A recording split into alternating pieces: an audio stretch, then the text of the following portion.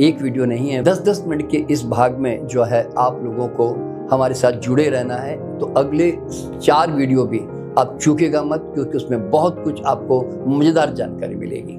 जो गुरु शास्त्रों का ज्ञाता है, विद्वान है, धुरंधर प्रवक्ता है, नेताओं की तरह भाषण देने में सक्षम है, भाषा और शब्दों का जाल बुनने में माहिर है, अपने भावुक प्रवचनों से आपको भावनाओं में बहाने के विशेषज्ञ हैं, भाषा और व्याकरण पर बहुत गहरी पकड़ है, ऐसे गुरुओं के ज्ञान की अद्भुत दक्षता के लिए उनका सम्मान जरूर करना, प्रशंसा करना। आध्यात्मिक मार्ग में इनको भूल कर भी गुरु मत बनाना, क्योंकि इनके पास भीतर से उत्पन्न स्वाभाविक ज्ञान नहीं है, बाहर से लिया हुआ उधार का पुराना बीत चुका सालों से इकट्ठा किया गया थियोरिटिकल ज्ञान यानी कि अनुभवहीन ज्ञान है।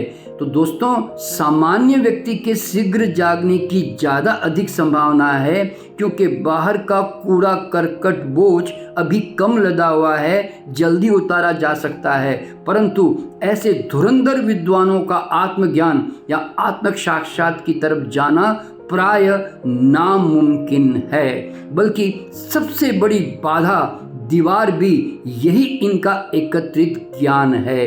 विरले ही कुछ विद्वानों को ये एहसास होता है कि सारा ज्ञान थोथा है, अब तक कुछ नहीं जान पाया। ये एहसास ही उन्हें आंतरिक ज्ञान की ओर ले जाता है। इसलिए ऐसे गुरुओं से आपको अभी कुछ नहीं प्राप्त होने वाला, बल्कि ऐसे गुरुओं की विद्वता के प्रभाव में आकर आप जीवन भर इनके गुलाम बनकर रह जाते हैं और अपने स्वयं के जागरण को भी आप कभी नहीं जान पाते हैं। सदियों से ऐसे विद्वानों ने अध्यात्म जगत पर, सदियों से ऐसे विद्वानों ने, या मैं सच कहूँ तो प्रोफेसर ने आध्यात्मिक जगत पर शासन कर लोगों को सही आध्यात्मिक ज्ञान एवं जागरण से वंचित कर रखा है। क्योंकि जागा हुआ व्यक्ति मौन द्वारा बोलता है, वह लंबे चौड़े प्रवचन नहीं देता, वह अपनी विद्वत्ता नहीं दर्शाता, वह अपने जीवन एवं व्यवहार से ही सब कुछ कह जाता है। ऐसा गुरु मिले तो फौरन पकड़ लेना, विद्वान गुरु को कभी मत पकड़ना, वरना बहुत बड़ी चूक हो जाएगी।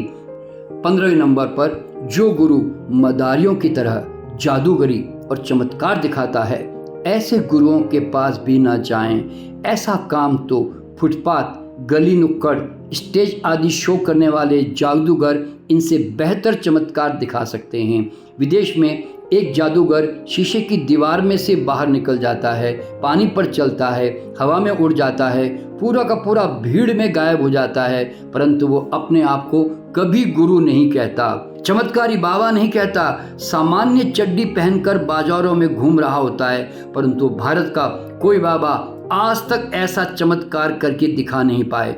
मदारीगिरी करने वाले जो गुरु होते हैं, वह एक फुटपाथी अनपढ़ मदारी के मुकाबले उसने थोड़े अच्छे कपड़े पहन लिए हैं, बस इतना ही फर्क है। भाषा अच्छी तरह इस्तेमाल करता होगा। यही मदारीगिरी इस बात का प्रमाण है कि उसका अपना आंतरिक विकास बिल्कुल नहीं है। इसलिए बाहर के चुटकुले, खेल, साधन, जादूगरी अपनाकर लोगों को आकर्षित कर रहा है। सच्चा जागृत बुद्ध पुरुष ऐसे आडंबर खेल नहीं खेलता।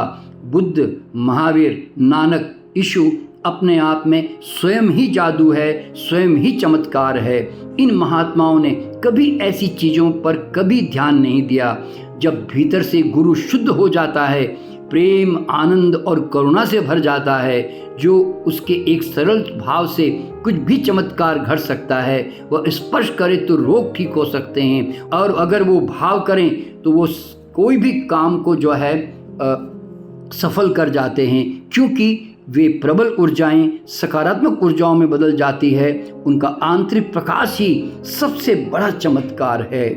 कई बाबा और गुरु अपनी आंतरिक प्राकृतिक परामानसिक शक्तियों को जान लेते हैं, उसका उपयोग करते हैं, तो लोग समझते हैं कि वह चमत्कार कर रहा है। सामान्य लोग अपनी स्वयं के भीतर छुपी इस परामानसिक शक्तियों को न जानने के कारण खुद को इन बाबाओं से छोटा समझते हैं। जैसे हाथों के स्पर्श द्वारा प्राण ऊर्जा प्रवाहित कर किसी को तुरंत आराम दे देना, दूर बैठे विचारों से टेलीपैथी से किसी को स्वस्थ कर देना, मन परिवर्तन कर देना, अंतर प्रेरणा के माध्यम से भूत भविष्य को जान लेना, अंतर्दृष्टि से कोई घटनाक्रम देख लेना, अचेतन मन की शक्तियों से असंभव काम कर लेना, मानसिक शक्तियों से चम्मच मोड़ लेना या किसी वस्तु को गति दे देना, लोगों को वश में कर लेना, अपनी चेतना बाहर निकालकर पूर्व जन्म भविष्य की यात्रा कर लेना।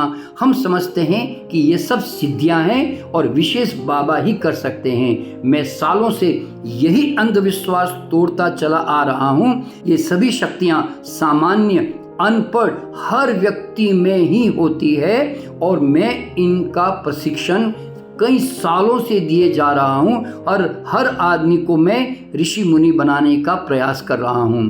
और 16वें नंबर पर जो बाबा विशेष मानवीय शक्तियों का प्रदर्शन करते हैं, ऐसे बाबाओं को कभी गुरु न समझें। जैसे लंबे लंबे उपवास करना।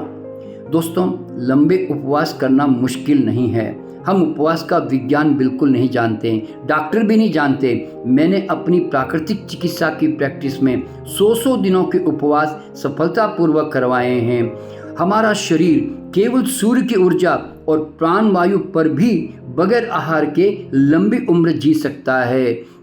दोस्तों, हम लोग 2 दिन भी बगैर खाए नहीं रह सकते। हम भोजन के नशे में जकड़ गए हैं। इसीलिए ऐसी दशा में जीने वाले बाबा हमें चमत्कारिक लगते हैं। उपवास का अध्यात्म से कोई लेना देना नहीं है। यह तो बस एक साधारण मानवीय क्षमता मात्र है, जिसे कोई भी अनपढ़ व्यक्ति भी थोड़ी संकल्प शक्ति के माध्यम से कर सकता है। दोस्तों, दुनिया में ऐसे कई ब्रिदेरियन है। ब्रिदेरियन का मतलब है जो केवल प्राण ऊर्जा पे रहते हैं। मेरे स्वयं के संपर्क में ऐसे कई व्यक्तित्व है जो कई सालों से न उन्होंने कुछ खाया न उन्होंने कुछ पिया, यानी कि 20-20 सालों से, और आज वो व्यक्ति जो है सामान्य जीवन जी रहे हैं। तो क्या वो साधु और संत और महात्मा या गुरु बन गए?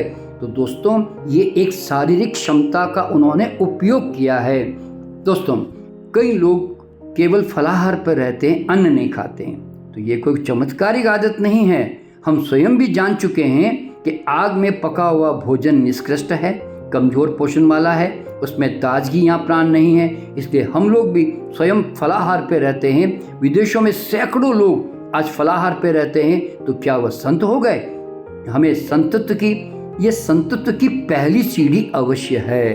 तो दोस्तों, फलाहार कर देने से कोई आदमी संत या गुरु नहीं बन जाता।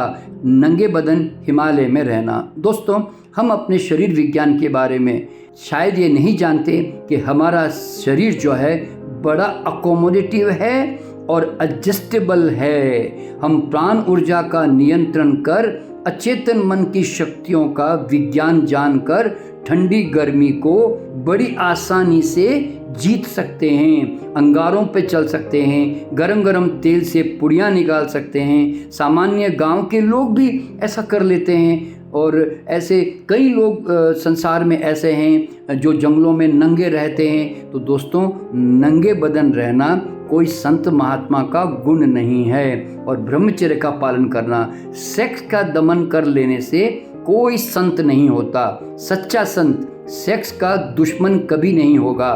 वह सेक्स को प्रकृति का एक प्राकृतिक वरदान मानकर उसका सम्मान पूर्वक उपयोग करेगा। जैसे कई संत भोजन उतना ही ग्रहण करते हैं सम्मान पूर्वक जितना उसके शरीर के स्वस्थ और संतुलित रहने के लिए आवश्यक है। तो दोस्तों, ब्रह्मचर्य अति में जीने का प्रयास है, मध्य में नहीं। ऐसे लोगों के जीवन में कभी संगीत पैदा नहीं होता। जो गुरु सेक्स के प्रति नकारात्मक धारणा बनाकर दुश्मन समझकर इससे दूर रहता है और जबरदस्ती नियंत्रण करता है, समझ लेना वह गुरु विकृत मानसिकता का शिकार है। उसने सेक्स जैसी पवित्र ईश्वरीय ऊर्जा को सकारात्मक रूप से समझने के बजाय उसका विरोध कर ब्रह्मचर्य धारण किया है। ऐसे ब्रह्मचारियों के चेहरे पर कोई रौनक नहीं होती। ये सेक्स का दमन करने वाले, अति में जीने वाले, ईश्वर की प्राकृतिक ऊर्जाओं को नहीं समझने वाले आपका कैसे मार्गदर्शन कर सकते हैं? जो देंगे वह भटका भी होगा। सेक्स का सदुपयोग ही ब्रह्मचर्य है। दोस्तों, जो सहज घटे वो संयम, जो घटाया जाए जबरदस्ती वो दमन। ये हमेशा ध्यान में रहें। और अंत में दोस्तों, सरल, सहज, प्राकृतिक, प्रगतिशील जीवन के बजाय अति में जीने वाले गुरु नहीं होते। ये संकीर्ण मानसिकता के शिकार लोग हैं। ये गुरु कभी जागृत नहीं, बंधे हुए होते हैं अपनी मान्यताओं से, जैसे स्नान नहीं करना, दातुन नहीं करना, बाल नोचना, चप्पल जूते नहीं पहनना, सिले हुए कपड़े नहीं पहनना, आधुनिक भोजन वाली थाली न इस्तेमाल कर खप्पर या हाथों में ही खाना, नंगे रहना, दाढ़ी बाल नहीं कटवाना, शरीर पर राग भभूत मल कर रहना, बेस्वाद फीका कड़वा भोजन करना, शीशा नहीं देखना, पैसों को नहीं छूना, स्त्री को नहीं देखना या हाथ लगाने नहीं देना, सारे दिन बैठे रहना। ये लोग खतरनाक, पथभ्रष्ट, अप्राकृतिक, अतिवादी, अनुकरण योग्य नहीं है। ऐसे कृत्य का आत्मज्ञान, जागरण या संतत्व से कोई लेना देना नहीं है। ये अध्यात्म मार्ग से भटकाकर किसी और अति के मार्ग पर डालने वाले खतरनाक लोग हैं। इनसे बचें। जो स्वयं असंतुलित मानसिकता के शिकार हैं, वह कैसे तुम्हें सुंदर, संगीतमय, प्रेम युक्त, आनंद से भरा संतुलित जीवन दे सकते हैं। बेहोश आदमी संयम और नियम थोपता है और जागृत व्यक्ति के जागरण के कारण संयम नियम अपने आप घटित हो जाते हैं।